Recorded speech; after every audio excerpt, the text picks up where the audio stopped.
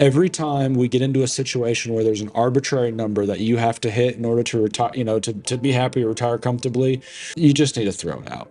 Frankly, look, $1 million in your retirement accounts is a great goal, but how much you need is a function of how well you invest and how much you spend, and the other facts and circumstances of your life. And there are just too many variables to look at one number. It's not helpful, in my opinion. All right, today we're going to be looking at some retirement and investing myths. These are ones that we see kind of all over the place that are rampant. We're only going to cover a couple today. We could do an entire series on this and probably should. But look, we've helped lots and lots of people retire, helped lots of people really simplify investing and make good decisions there. But there's a couple myths that are really, really popular. And so we're going to break down some of those.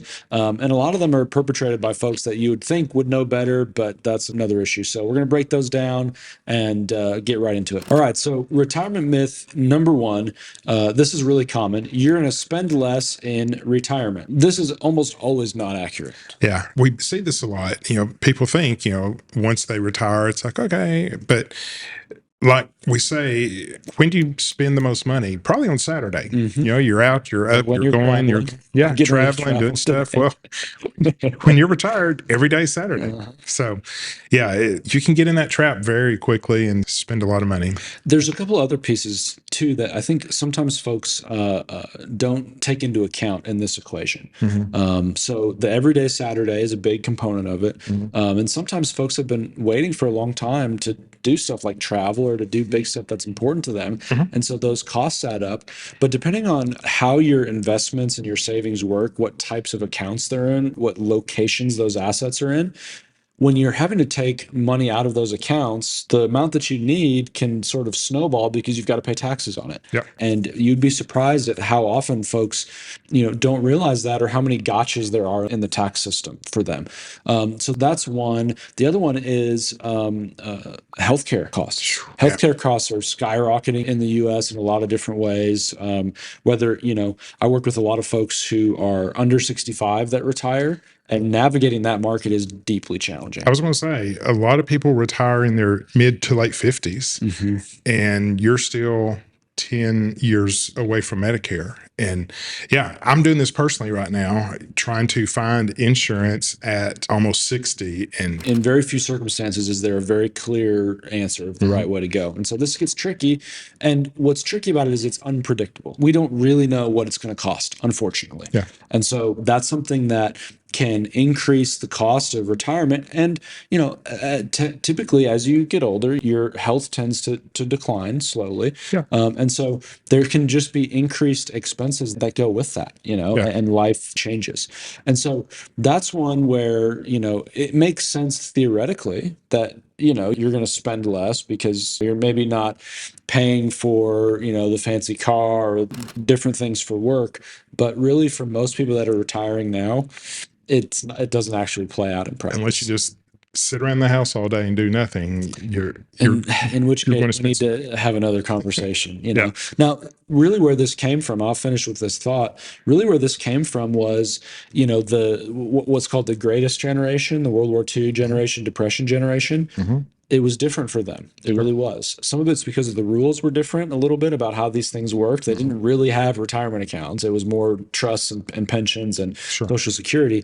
But also they, because of stuff typically early in their life, if they have to choose between tightening the belt and spending more, they're going to tighten the belt twice and then think about spending more. Most of the time, right? That generation was different. The folks, the baby boomers tend to just behave differently. It's not good or bad. It's just true. And so we need to think about this and personalize it for everybody. So point number two, one of the greatest financial people ever says $1 million is enough to retire comfortably. Dave. You need $1 million to retire comfortably. Look, whenever we talk about Dave, someone's going to scream. Someone's going to get mad. We will get an email. We'll get a letter. No. That's fine. And I'll say Dave Ramsey's done a lot of good work for people to stop spending and get their financial house in order. I totally agree with that. But once you start having some money, I think some of his issues don't apply correctly. I think what's important, and my compliance people may hate this and scream at me. I think what's important to remember about Dave and a lot of folks that are in the financial press who are unlicensed and therefore generally unregulated is that Dave's business is attention.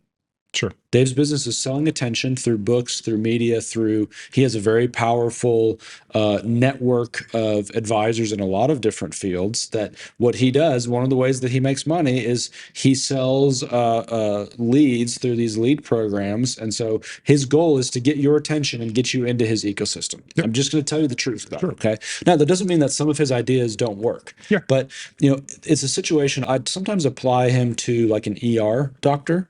If you're bleeding, if the head is bleeding, we need the ER doctor and some of their advice. Yep. And that's important. But at a certain point, we need different specialists for different things later on. And Got to move on from the we ER. don't want to just apply, triage to the rest of your life. Yeah. And so that's something where, look, we got to take everything with a bit of a grain of salt. And in my opinion, every time we get into a situation where there's an arbitrary number that you have to hit in order to retire, to be happy or retire comfortably, you just need to throw it out. Frankly, look, $1 million in your retirement accounts is a great goal, but how much you need is a function of how well you invest and how much you spend and the other facts and circumstances of your life. And there are just too many variables to look at one number. It's not helpful, in my opinion. Well, I see people all the time in my office who are retired and they have less than $1 million and they're doing fine. And they're going to do fine. Yeah. They have good income. They don't spend much. They're just happy piddling around the house and they have way less than $1 million and they're fine. And I see some people that they're burning through that $2 million pretty quick. And we need to make some other personalizations and changes. Yeah. All right. So number 3 is you just invest aggressively and you can make a lot of money. So this one is Kevin O'Leary, and the idea is that you can make up for lost time with aggressive investments. This is an interesting one. In my opinion, the word "can" here is extremely important. Yeah, you can do a lot of things. There's a lot of things you can do. You can fly for a short period of time. There's a lot of things you can do. Should you do them or ought you to do them? That's another situation. And so, just because one guy did it doesn't mean that everyone's going to be able to do it. Well, I think people need to understand aggressive investments mean a lot of ups and a lot of downs. And when you're older, you can't handle those downs very well. Those will devastate your estate and you don't have the time to see it come back up. Where at 30, sure, be aggressive. You've got time to get through it. But man, when you're older, yes, you can be aggressive and you can do well. But if you don't, it can be devastating. There's a ton of risk. This is one of these areas where the likelihood of having a mismatch on the time when you need to spend your dollars and the investment portfolio that you have can really be a big deal. And so, when we talk about this idea of we need to give every dollar a use by date, we need to give every dollar a purpose. And what tends to happen in this situation where people go wrong is they have too many high risk assets they're going to need to spend soon. That what we call the retirement red zone, the 5 years before, the 5 years after you officially retire, which means you stop having income from a regular source. This is the riskiest time to have really high volatility assets. And look, if you happen to get lucky and time it right, you can make a ton of money. Sure. But the risk compounds because if you need to sell assets in order to create income and those assets are going down in value, it's going to potentially be really hard to recover. And this is when people run out of money. So what we find here, this is what's called sequence of returns risk. When you are earlier in your life, when you're just accumulating, you can take more risk because you have more time to recover, Todd, just to your point. But that's because you don't have to spend the money in order to live. When you have to spend the money in order to live, it's a totally different ballgame. And this is a huge trap that a lot of people get stuck in. Yeah. Well, in kind of a rabbit trail here, I think we see people do the total opposite. It's true. In retirement, they're way too conservative. I want to put it in a CD or, something that's very safe and conservative. And that's good, but there are things that can help you make more money and still be somewhat as Safe. So, no, Todd, to your point, what happens is the other side of this is folks who have saved plenty, once we get past that retirement red zone where we're not really at risk of running out of money anymore because they don't overspend, they have plenty of assets. The thing that we have to fight is inflation. And things that are low volatility historically, typically, don't keep up with inflation in the long run.